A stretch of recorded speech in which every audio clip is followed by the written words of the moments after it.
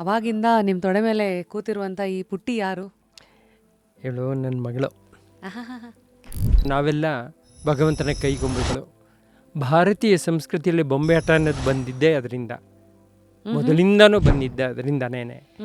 ಅದು ಬರೀ ಮನರಂಜನೆ ಮಾತ್ರ ಆಗಿರಲಿಲ್ಲ, ಜನರಂಜನೆ ಆಗಿತ್ತು, ಕೊನೆಗೆ ಆತ್ಮರಂಜನೆ ಆಗಿತ್ತು. ಕೈಗೊಂಬೆಗಳ ಮೂಲಕ ಮಕ್ಕಳಿಗೆ ಹೇಳೋ ಪ್ರಯತ್ನ ಹೇಗೆ ನಡೀತಾ ಇದೆ? ಇವತ್ತು ಯೋಗ ಅನ್ನೋದು ಫ್ಯಾಷನ್ ಆಗಿ ಹೋಗ್ಬಿಟ್ಟಿದೆ. ದುಡ್ಡಿಗೆ, ಸಂಪಾದನೆಗೆ ಒಂದು ಮಾಧ್ಯಮ ಅನ್ನೋ ಥರ ಆಗಿ ಹೋಗ್ಬಿಟ್ಟಿದೆ. ಆದರೆ ಒಂದು ಕಾಲದಲ್ಲಿ ಇಂಥದ್ದಕ್ಕೆಲ್ಲ ದುಡ್ಡನ್ನೇ ತಗೋಬಾರ್ದು. ಹಾಗೆಯೇ ಸಮಾಜದ ಸ್ವಾಸ್ಥ್ಯಕ್ಕೆ ಬೇಕಾದಂತಹ ಪ್ರತಿಯೊಬ್ಬರೂ ಮಾಡಲೇಬೇಕಾಗಿತ್ತು. ಅದಕ್ಕೆ ಯಾವುದೇ ರೀತಿ ಪ್ರತಿಫಲಾಪೇಕ್ಷೆ ಇಲ್ಲದೆ ಮಾಡಬೇಕು ಅಂತ ಇವತ್ತಿಗೂ ಆ ಶಾಸ್ತ್ರವನ್ನು ಹೇಳುತ್ತೆ. ಅದು ಮಾತೃ ಋಣನ ತೀರಿಸೋದು ಹೇಗೆ?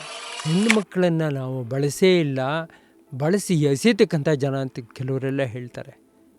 ಎಷ್ಟು ದಪ್ಪ ಕಲ್ಪನೆ ಅಂದರೆ, ಯತ್ರ ನಾರ್ಯಸ್ತು ಪೂಜ್ಯಂತೆ ರಮಂತೆ ತತ್ರ ದೇವತಾಹ ಅಂತ ಹೇಳಿರ್ತಕ್ಕಂಥ ಋಷಿಮುನಿಗಳ ನಾಡು ನಮಗೆ.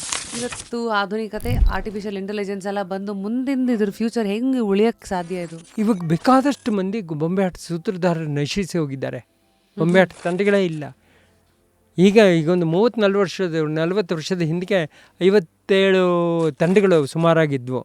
ಇವಾಗ ಹುಡುಕಿದ್ರೆ ಒಂದು 4-5 ತಂಡನೂ ಸಿಕ್ಕಲ್ಲ. ಫುಲ್ ವಿಡಿಯೋನ ನೋಡಿ ಆನ್ ರ್ಯಾಪಿಡ್ ರಾಶ್ಮೀಸ್ ಯೂಟ್ಯೂಬ್ ಚಾನಲ್.